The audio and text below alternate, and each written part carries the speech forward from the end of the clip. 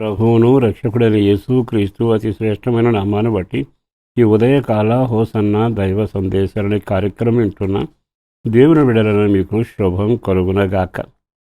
మీ అందరూ బాగున్నారా? మీ అందరికీ వందనాలు తెలియజేస్తూ ఒక విషయాన్ని జ్ఞాపకం చేస్తాను. మన వ్యక్తిగత జీవితంలో సాతాను పలుసార్లు తాను వశం చేసుకోవడానికి అనేక ప్రయత్నాలు చేస్తాడు.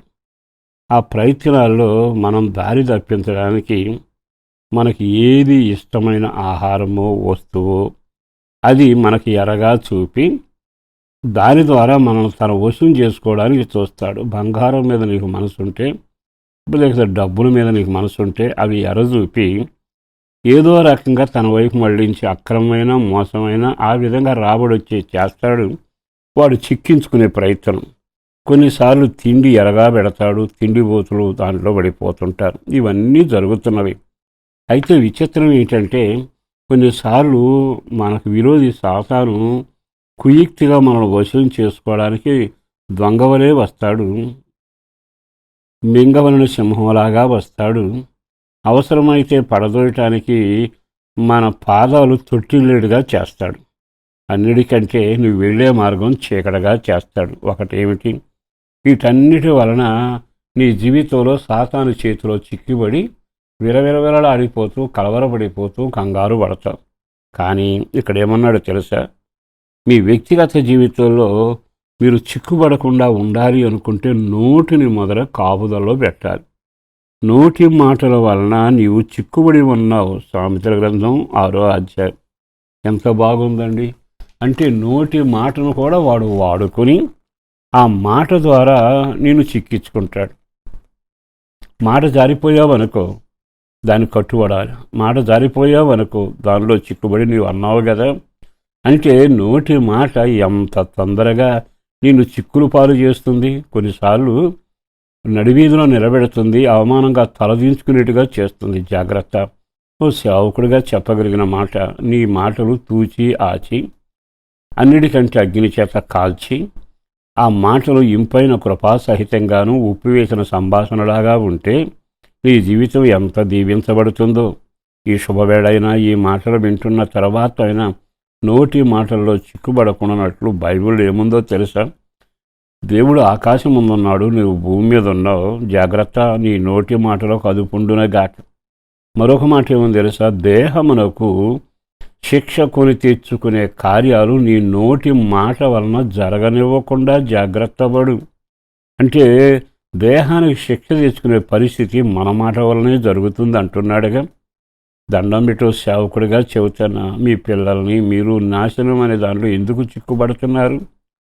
కానీ ఒక్క మాట జరగా అబద్ధం ఆడితే పతనం అయిపోతాంగా, సత్యాన్ని వదిలితే దారి తప్పితే వినాశనం అవుతాంగా.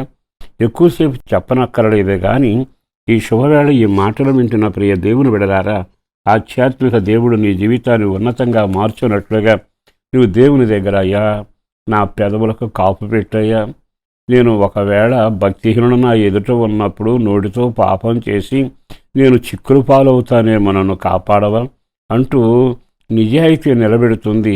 అబద్ధం నిన్ను కూలదోస్తుంది. కనుక నోటి మాట విషయంలో మెలకువగా ఉండాలి, జాగ్రత్తగా ఉండాలి. ఈ లెక్కలు చూస్తాడని ఆలోచన కలిగి ఉండాలి. ఇతరులకి మేలు జరిగే ఇంపైన కృపగలిగిన మాటలు పలకాలి. ఇవన్నీ మనం చదివివేగా అనిపిస్తాయి, కానీ చిక్కుబడ్డాక నోటి మాట వలన ఎంత చిక్కుబడ్డాడు. సంసోను తన యొక్క వెంట్రుకల రహస్యం ఒక్క మాట, నోటి మాట ద్వారా ఆ స్త్రీకి చెప్పాడు. ఫిలిష్తీయుల చేతిలో చిక్కుబడ్డాడు.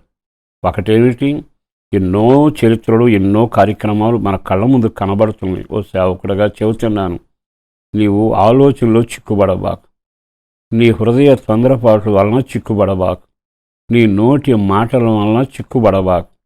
అనేక ఆకర్షణలు ఉన్నాయే, వాటి వలన నువ్వు చిక్కుబడి సాతాను చేతిలో బందీ కాకుండా కాపాడుకుంటే నీ మార్గం సజావుగాను దీవెనకరంగాను వెలుగుమయంగా ఉంటుంది. అట్టి కృప మీకు కలగాలని ఒక సేవకుడిగా కోరుకుంటూ ఈరోజు మీ కొరకు ప్రార్థన చేస్తాను. దేనిలో మీరు చిక్కుబడకుండా దేవుడే కాపాడునగాక.